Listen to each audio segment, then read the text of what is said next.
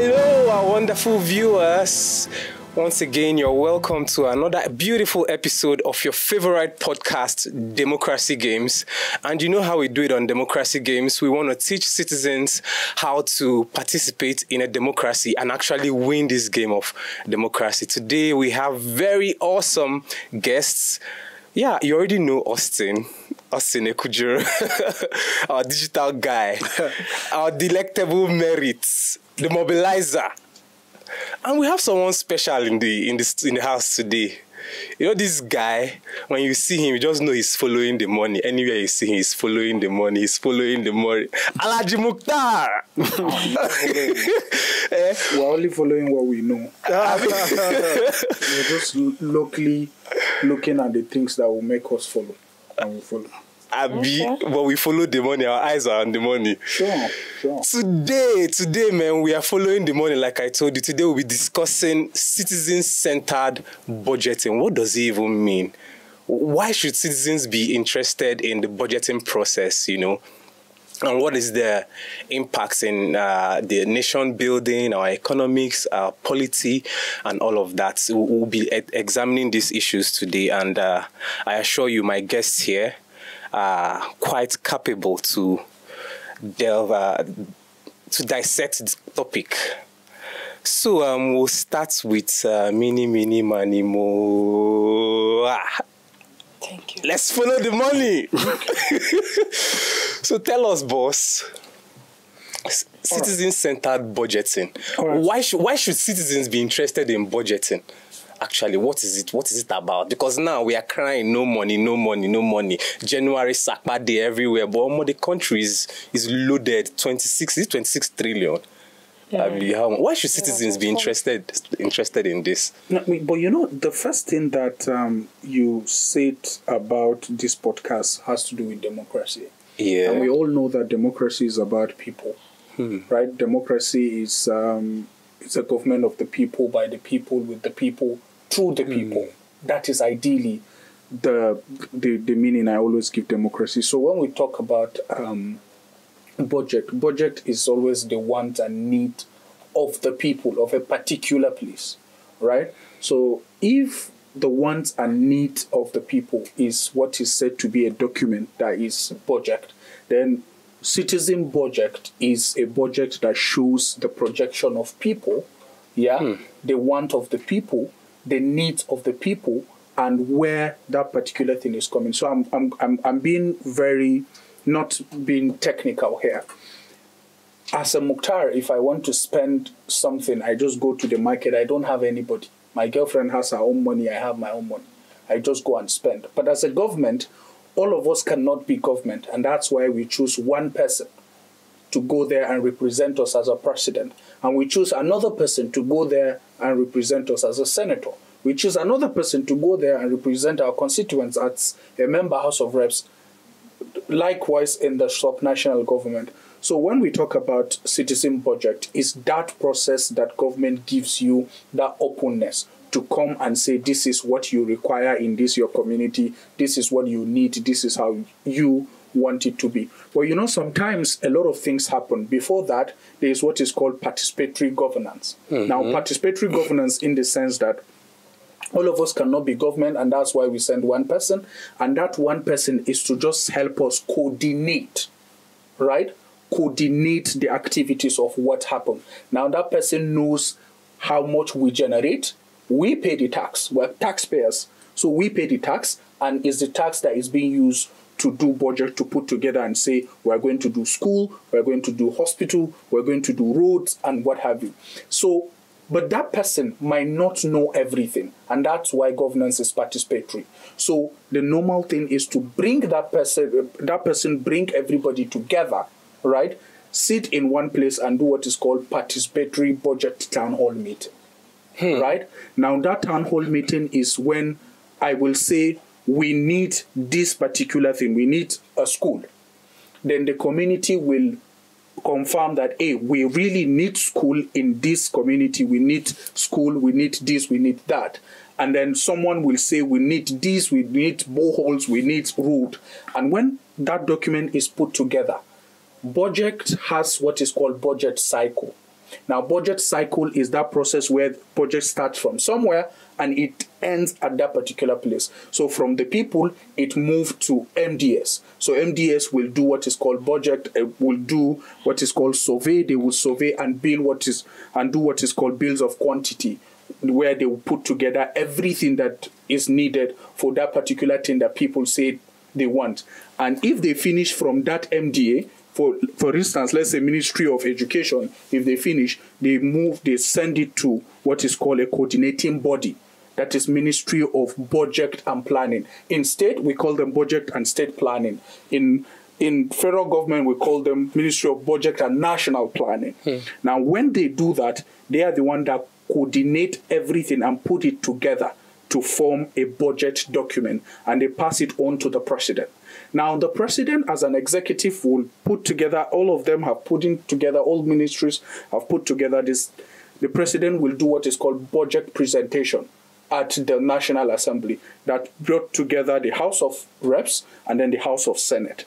Now, if the president made that presentation, it's more of like, it's still not a bill, but an act, right? Now, where some level of scrutiny will be done, right? The legislators will form what is called committee, and then they will be bringing people to come and defend their budget, just to do small scrutiny. Oh, why do you think this amount is this and this and this and this and this? And if that is being done, right, they will come back to the House and then sit and say, okay, the budget has been passed. Now, when they pass the budget, there is what is called budget padding. You hear people shout, the members have added this, they have added that's where it happens. Now, when they are done, they take it back to the executive led by the president or the governor. Now, that is when they will do their small checks and do whatever, and then they sign. And when is that budget is signed, it's become a proper document. That is a bill. That is a budget. But, in that budget, there is what is called revenue. Where are we going to get the money that we projected that we're going to get?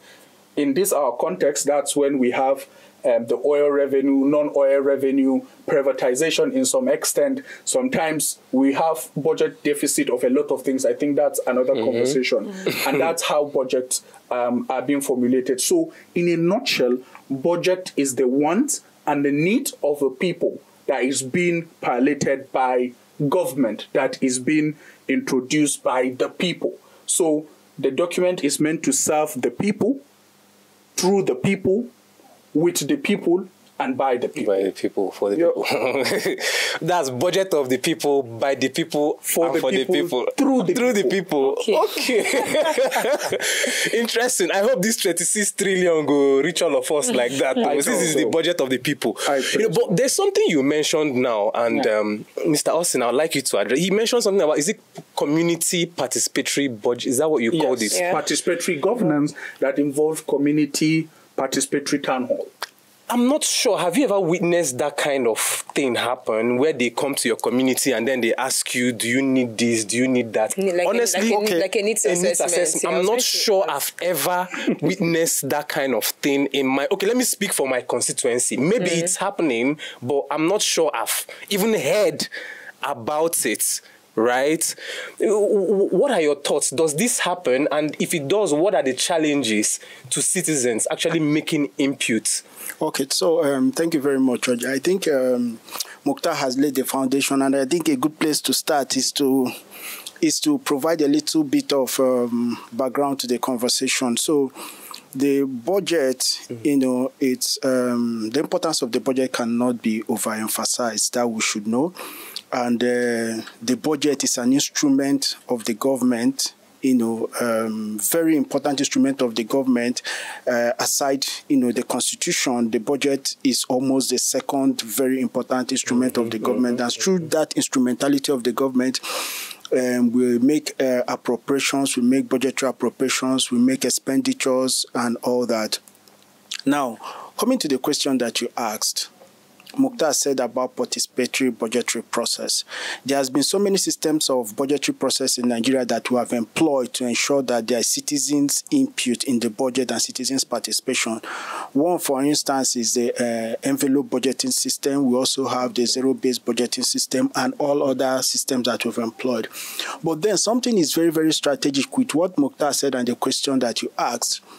Now, we have over 360 legislators, right, at the House of Representatives. And we have over 109 senators, right? And each of these legislators have constituency offices in their localities. Okay. So the essence of this constituency offices is to have that bottom-to-top approach in terms of needs of the people, right? So if these needs of the people, because the budget office is just an office, and you cannot go to, it's difficult for you because the budget office is not like NOA that has offices in all the local governments. We can also employ the NOA to gather, information from citizens. But again, there are constituency offices at these localities that can be able to collect the needs of the people that is going to trickle into the national budget, more especially at the national level and also at the subnational level. But how far has this constituency office been instrumental to ensuring that citizens participate in budgetary processes, right? So we've not seen that. You understand? And that is where the gap actually lies, because citizens' input in national budget, both at the national and the subnational, is very, very important, because we have seen in so many instances whereby there is this gap or there is a kind of disjoint, you understand, in what the government is doing and the actual needs of the people. And at the same time, you see that you see healthcare facilities, or you see some facilities constructed and you see that they're under lock and key, and you see that the citizens are not using it. So these are the issues, because you need to actually know what are the priority needs of these people to ensure that this happens. So that is why we employed, there was a time where the country was talking about, I think it was during the start of the previous administration, when they were talking about zero-based budgeting, starting from the beginning to get actual the needs of the people and ensure that you put it on the budget and all that. But how far did we go with all those things? How far did we go with all those initiatives? So it's very important that in any budgeting system or any budgeting cycle, that we ensure that inputs of citizens, there is that level of participation of citizens, and ensuring that projects that make into the budget are what the citizens actually want or what they need. That is the only way we can be able to drive development. I'm really, I don't know how this makes me feel, because I'm still imagining how the whole thing trickles down to me as an individual, that small person in the whole country. How does this budget affects my life? Because you're talking about constituency office. The moment you mentioned constituency office, the only thing that came to my mind is street lights, borehole. Is that not what they're always collecting money to do year in, year out? I mean, what other things? And besides, if we're having constituency office, how do you even reconcile the role now of the state governments and with this constituency office? If you're talking about constituency office, I hear them say, oh, this person attracted road, this person attracted transformer, this legislator attracted such things. Yes, it's good for the macro, at the macro level, but individually, how does budget affect the citizen? For instance, you talk about women and inclusive budgeting. What are the needs of women? Is it represented in the budget? The needs of underserved communities, is it represented in the budget? The PWDs, all those excluded or communities, demographics that have the tendency to be excluded, how can they ensure that their needs are also represented in the budget? Okay, so if I get you clearly, you're asking if the budget is inclusive, yeah? Yes, and how can it be? What has been the experience? What has been the experience? Okay, I think Mukhtar and Austin actually answered this question, yeah? You cannot assume I want to eat rice without asking me if I want to eat rice. Yeah, so if a budget is made based on assumption, first thing first, it is not inclusive. you just come together and you say, okay, we think they need borehole, we think they need this, we think they need that, so let's do it for them. I do not know if this needs assessment still happen. Yeah, but from my perspective here, answering whether the budget is inclusive is a complex question based on different perspectives. In the 2024 budget, we saw increase in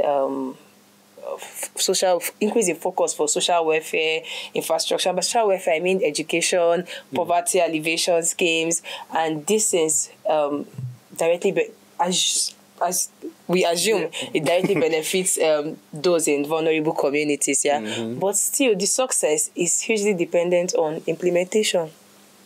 Yeah, so in this 2024 budget, we saw things like gender equality funds, yes, we saw things like persons with disability, some funds like that for them. We saw focus on accessibility techniques for persons with disability.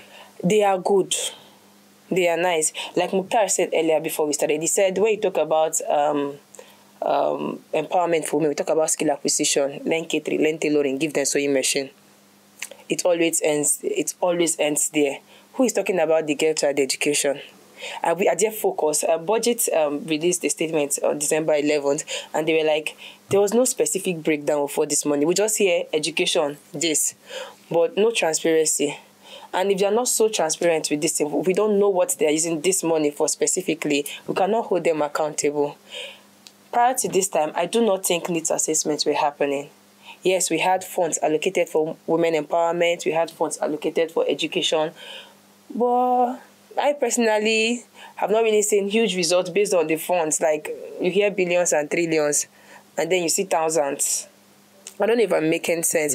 Yeah, so but for this time, hopefully, I hope that when implementations happen, we are sure that we saw success in this 2024 budget. But currently, the budget looks good. It looks good, better than what it was before, but it's hugely dependent on implementation. The success is hugely dependent on implementation. That's what I would say. We cannot hope that they will implement this thing right. What can we do? You know, when she was talking, I just keep laughing, not because everything is going right, but because something is fundamentally wrong. Okay. Now, why did I say something is fundamentally wrong? I mean, based on what she said, everything is right. We've added a lot of things. The present administration came in with the kind of thoughts that we want to do our budget to be from January to December, which is a fantastic idea. They added social welfare. They added a lot of things around poverty alleviation and what have you. But if you look at our budget is running under deficit. Yes, it just is. So you yes. know. Just so you know. Please. Sorry for cutting. Before you continue forward, what does it mean that is running deficit? Just for our viewers who don't. So on normal level, you have this, but nothing is holding it. I don't know. Yes, because we run on just we are going to borrow. Yes. To make it work, but we're going to sell something that we have to make it work. Like MMM? If you call it that way, it's that way. And you know another thing, just to bring you into this context is, all of us here have always been advocating to say, a lot of men, I'm a man, right? But a lot of men have caused a lot of havoc to us as a nation. And we keep saying that we want to see women being part of government because they might bring change, and they have more humanity, right? They have more humanity than us as men. But, you know, reverse is the case. That's what we're seeing. We've had a budget that is looking really good on issue of poverty alleviation, social welfare. There are a lot of things, women development, conditional cash transfers, and what have you. But presently, the most issue that is being discussed around media and everybody is having two ministers and one person within the ministry on scandal of money that are meant for vulnerable people. I don't know if you understand. Now, so I am not vulnerable yet. I'm sure all of us are not vulnerable yet.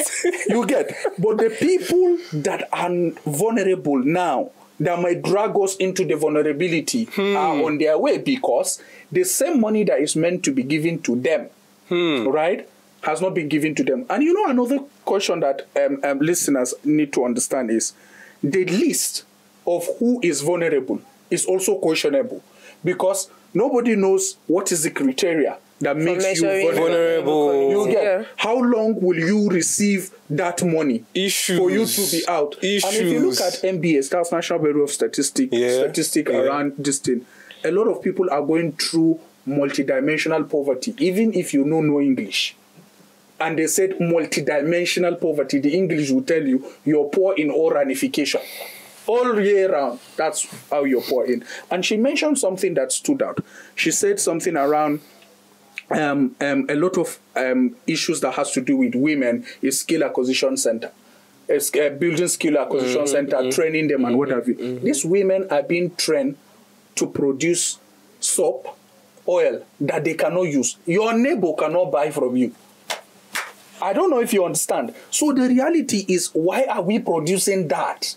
You get. And then we sit back and laugh about it. Today, we were in the office and the person that is supplying us food came in without anything. And she said, sorry, sir, I came to inform you people that there will be a change in prices. And I had to ask her, see, are you also using dollar? She said, no, sir. I use transport to come. I have this, I have this. While we're talking here, I will tell you, one of our projection based on GDP and what have you is around 700 to $1, right? That's what they are doing. But there is something called black market. Dollar today is 1,225. I don't know if you understand. Where are we heading to as a nation?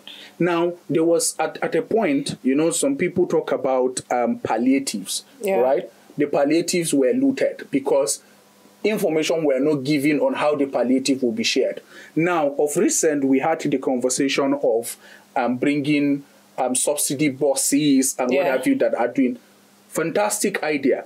And another thing that the government is trying to do to reduce some level of cost and what have you is the newest thing that the government did of slashing the number of people that travel with the president, the vice president, is something to commend them about. But the reality is there are a lot of things to be done. One, we need to look at the system itself. We need to look at the people that are implementing the system. Three, we need to look at legitimacy of who are the people we do employ. I mean, it's too early for us to get a minister that is messing up in a new administration. I don't know if you understand. And then she's here. We all advocate for women inclusion. So now, if we keep telling the old people that bring young people and women, they are the ones that will give us humanity. Someone called me and said, this is a ministry of humanitarian and disaster management without humanity. I say, well, you get. So that's the reality. So, there are a lot of things that we need to really look at. And, citizen budgeting, it's more of like, it's going back to really tell you that democracy is all about demand and supply, question and answer. But the last thing I will say is, who asks the question and who gives the answer? The only thing we use to ask question, Austin is here, is freedom of information law. And I'm happy to tell you, and sad that you will hear, that subnationally, we only have one state that has domesticated freedom of information law. That's the FOI. It's Delta State. But the Delta State too, another sad reality, has a caveat on their own freedom of information law. If you don't pay tax in Delta, you cannot ask for it. And another thing is the sad reality. How many people respond to the freedom of information law so that they can give us the information that will hold them accountable? So the reality is we have to just go back to the basis and really think around it. For our democracy to thrive and for us to keep calling ourselves developing nation. Is this truly now a budget of the people, by the people, and for the people, if these laws and the processes around making it transparent to the people goes back to still the same transparency and accessibility for the people, from the people? And what role can technology even play any role in making this budget accessible to people? Yeah, I think technology plays a great role because I will give it to the Office of the Budget and National Planning. When you go to their website, Budget and National Plan. Yeah, you will see the 2024 appropriation act on the budget. And I think they've also gone a step ahead to develop what is called the Citizens Budget Portal, whereby citizens can be able to monitor projects and also report back to the government. Then I know that civil society organizations has also provided what you call tracking tools, for budget tracking and all that. But regardless that, the point I want to make is, the essence of having the National Assembly is just like a representative of the people. Yeah. And the National Assembly is the number one oversight arm of government that, scrutinizes the budget when it is prepared, passes the budget, and also provides oversight on the budget, right? But so it is paradoxical to know that even the National Assembly that is supposed to ensure scrutiny of the budget, their own budget is not in the public domain. So how then can you now say, citizens, you are mobilizing citizens to pay attention to the budget while your own budget is not accessible to the public? So who holds you accountable in that regards? So again, I want to make a very valid point as regards this. The budget has a cycle. Just like Mukhtar earlier pointed out, there is a preparation aspect of it. There is a presentation aspect of it. There is a signing of the budget. There is the implementation aspect. And there is the audit, which is the last lap of the budget.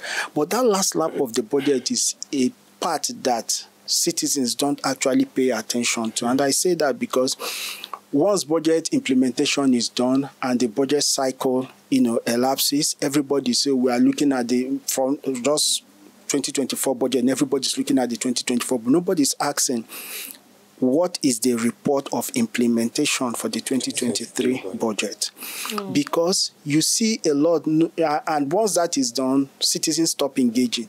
But that is actually another vital role, another vital point whereby citizens need to actually engage to understand how MDAs, ministries, agencies of government, contractors have actually expended government funds. Do you understand? So most times, civil society organizations that are involved in the budgetary process follow this through to the last end. And when you go to the website of the Auditor General, you might not even see the current audit report of previous, budget or fiscal years, that's actually passed. And you keep asking. So because just for you, Orji, your organization, at the end of every year, every fiscal year, you do an audit of it to know how far you have, spent money, to know if there are also issues of accountability or not. Then when you spend money and you don't audit, all those agencies that spend those money, how are you going to be able to ensure that there is that level of accountability? So it behoves on us as citizens to ensure that in following the budget cycle, we follow it last lap of it.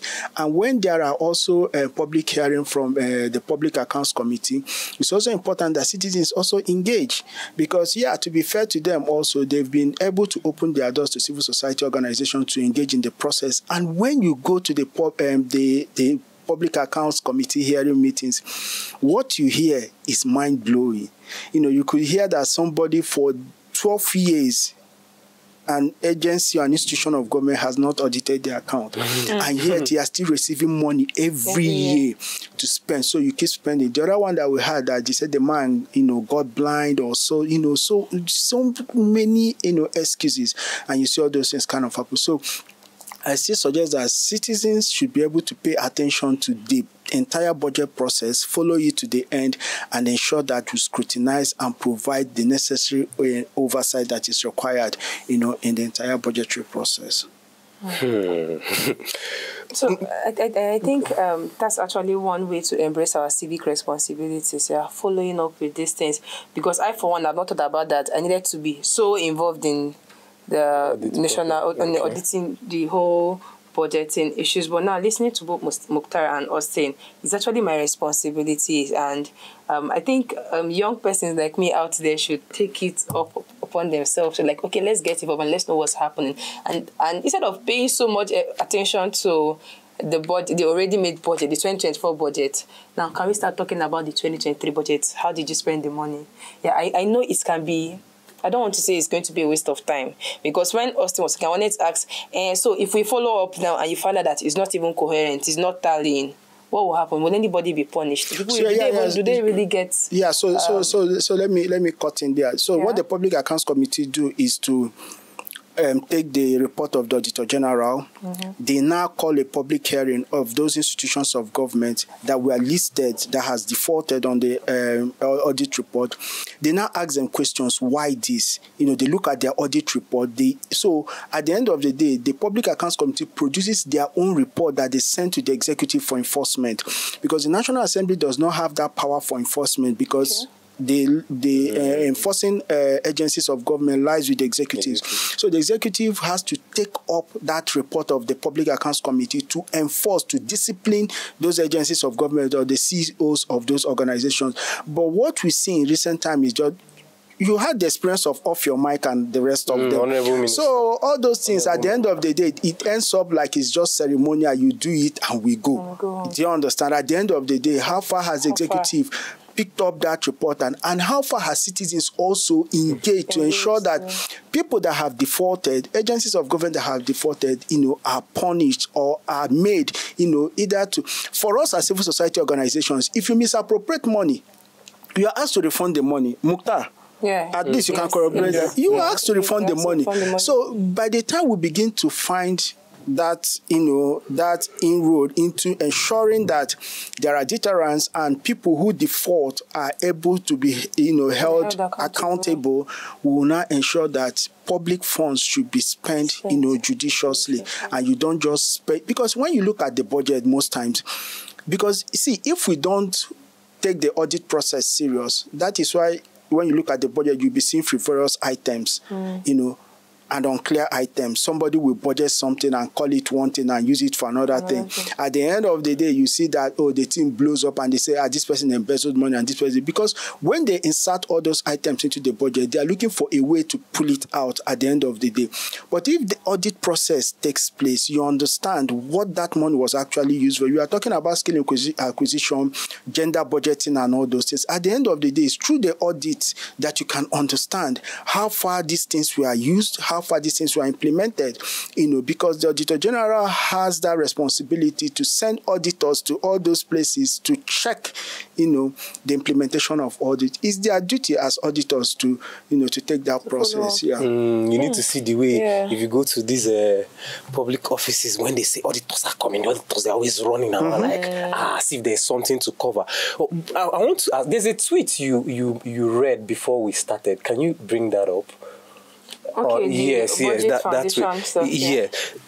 But before then, this situation, it kind of portrays a picture whereby the citizens are kind of helpless, and there's really nothing they can do. How can citizens? What options are available to citizens?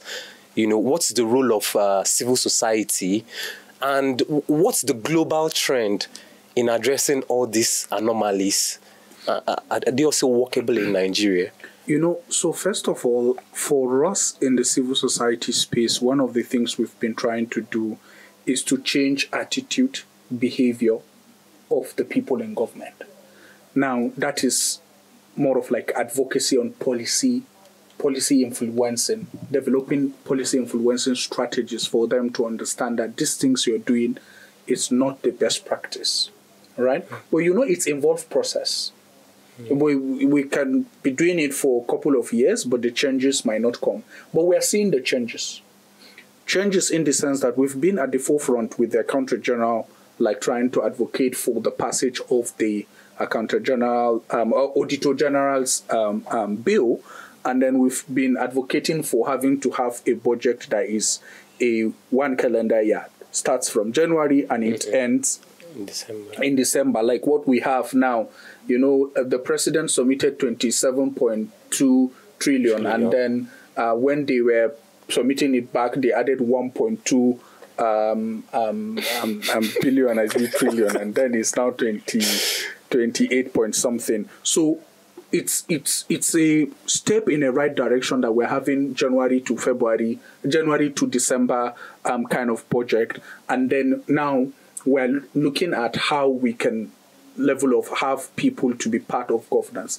But you know, sometimes a lot of people don't like this kind of money, hearing big money. Just wake up and hear 27.2 trillion. Can imagine. You know, someone told me that it can give everybody in Kano 100,000. You get that kind of thing. So, but the reality is, citizens need to understand that a democracy is all about demand and supply, question and answer. So, if these people come to ask us those questions of vote for us, right? We ask them what you're going to do, and then they told us this is what we're going to do. At the end of the day, if they got into this, they got the power, all you need to ask them is, where are those things? You know, it's not just the work of the civil society organization. It's a thing for us to... I understand it's boring. I understand it's annoying. I understand it's disturbing. You know, when I came in here, I told you when we're talking about this, I'll soon stop talking about all these things. But do we have any other thing other than Nigeria? We don't. We don't. So we just have to come together as citizens to begin to ask questions, to begin to hold people accountable. And I'm sure there are a lot of organizations have known, follow the money, budget, you know, Basic Right Watch, and a lot of people are doing a lot of fantastic things, you know, that are willing to, you know, build people capacity to be able to do it. Sustainability for us is people do what we do, all right? People begin to track, people begin to monitor, so that if an organization of 34 people can do what we're doing presently, imagine if an entire community decided to say we're holding each and every person representing us accountable. That means something will change. So I think we just need to put that course so that we will all run a race and win the race together. Can you read that tweet? Mr. Austin, I'd like you to comment on this as I think he already said something about it. So it's about the National Assembly and how the own budget is not out in the public, and it says why the political class might think divulging information on budgets, revenue, spending, implementation, and debt would amount to much disclosure of fiscal information. We think the reverse is true. Making such important data public would foster confidence in the system and lead to the GOEs becoming more transparent and potentially encouraging accountability. And I think Austin said so much about that. This information should be out there. Let us see it so that we know where to ask you, okay, how far. And I like what Mukhtar said. When we talk about issues like this, we focus on CSO, which earlier I would have said what are the roles of CSOs in all this. You see, during the whole campaign, we see politicians go to churches and mosques, religious places. I feel like the same way they can come to these places of worship to say, vote for me, I will do this. Those places should be those same religious heads should be key stakeholders or key accountability keys. I don't know if that is right. To tell, okay, you came to this place, because you will come again in 4 years' time. So if you don't do those ones you said, you will come again in 4 years' time and we would not open our doors for you. But because individually, everybody, they wait to chop. In this Nigeria, Africa, I don't know, everybody, I feel like everybody, they wait, excluding me. They wait to chop their own, because for these religious personnel to allow these people come into the church, I'm not sure. Maybe something would have dropped. A huge generation would have dropped the church. And this is what you have to give up. And this is what we care about. Not nation building. So until we start focusing on nation building, until religious head, traditional worshippers, and both from the Christian, Muslim, and traditional worshippers start focusing on nation building, start having their church members and mosque members in their mind when doing this, I think they can hold these politicians accountable, because somehow politicians, so they respect their pastor and their imam. Yeah, Orji, just to add, earlier you asked a question, how does the budget actually affects you as an individual? How does it trickle down to you? So why Merit was saying that, struck me. So for that is why that's even why we're having this conversation, why we're looking at citizen-centered, budget, to know how those things that actually impact on citizens on the large scale is also in the budget. So if you look at this 2027, 2024. This guy is ahead now. You don't know this guy. Look at it's this technology. Look at this 2024 budget. You see that most of the capital projects there are what you can term as administrative capital budgets. I call it administrative capital budget because when you say you are budgeting how many billion to renovate either the vice president's house or the president's, lodge in Lagos, and you are using how many billion to also build a car park and all those things, and you are using this. Yes, they are capital project, but how does spending that money actually affects economic development and also affects the vulnerable citizens that are out there, right? So that is why we encourage that government should actually look at that which impacts on the life of citizens. For instance, if you know the agricultural hub of the country and you see that they lack access roads to bring out their agricultural produce into selling it, building that kind of road or constructing that kind of road is going to actually impact on the movement of a lot of people, right? Fixing the train lines to ensure that people move easily, seamlessly without any problem is going to also impact on it's going to make life easy for people, right? Building schools is going to make a lot easy for people because now there will be a high enrollment of students, and students can go into the classroom comfortably and learn. Ensuring that the primary healthcare facilities work is also important. Before we got into the studio, Mukhtar and I were also talking about healthcare accountability and the rest of them. Ensuring that there is the required, medication and drugs at those hospitals, those facilities are not just built and locked. Ensuring that they are working is also important. So these are the kind of budgetary provisions, that will actually impact, on citizens on a large scale, rather than you are just spending money that is going to just impact on just a few, people. Yeah. What Austin just said, if you ask them, they are doing a lot and it's impacting on the citizens. Yeah, you can't just from their perspective. You can't be buying cars so much. So many cars. Even for the vulnerable communities, they can list 1,000 things, like they can describe the items that they are doing. And it all boils down to the first thing we talked about here, needs assessment. You are doing it. Does it impact these people? Do they really need it? You said something very important about accessibility to farms and all that. I'm actually facing that challenge right now. And I don't even think in the next 20 years, the government will look at that community. But they can go there and give them water. They will do borehole. These people already have water. You get? So it all boils down to that needs assessment. And I got something. You said, was it you that said constituency? Participatory. What was yeah, that so again? it was also that said it's from the bottom to the top. You get? So your rep has to do the work. You need to know what you are submitting there. You need to go down to the committee level and know, what do these people want? You are representing them. What are you representing? Are you representing yourself or your assumption? Okay. Unfortunately, we've come to the end of today's episode. If you didn't take anything away from this episode, just remember the budgeting process. Most especially the community, what was that you called it again? Participatory budgeting. People, put your idea, follow this money. Tell them what you need. If you don't talk, they won't do anything. If your rep is not working, make him work. Make him understand, understand your needs. Secondly, monitor the implementation process. If they say they are not going to show you and you act like you don't even care, you don't want to know, they will not show you. But if you insist that this budget, I must see it, then they will start making attempts to show you. Okay. And lastly, I want to make a point before you conclude. Yes, sir. Please. So I just remembered, and it's important in this conversation because when Mukhtar spoke, Mukhtar talked about when you have to borrow money to finance the budget. So it's important that we as citizens also pay attention to ensure that government maintains fiscal discipline. Fiscal discipline in the sense that there are stipulations under the Fiscal Responsibility Act that gives the government a threshold to what. If you borrow money, you don't use it for recurrent expenditure, you use it for capital expenditure, so you can pay back the money, right?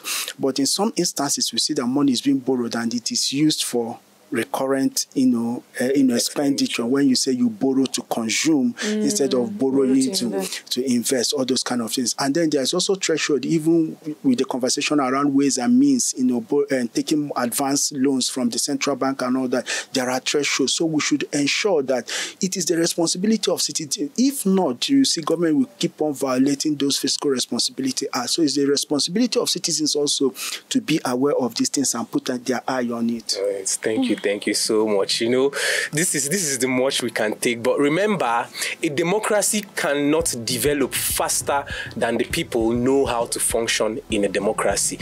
Remember to log on our website, take the courses. You will be more empowered on how to engage your government. You will be more empowered on how to participate in community budgeting so that your community needs are reflected in the nation's budget.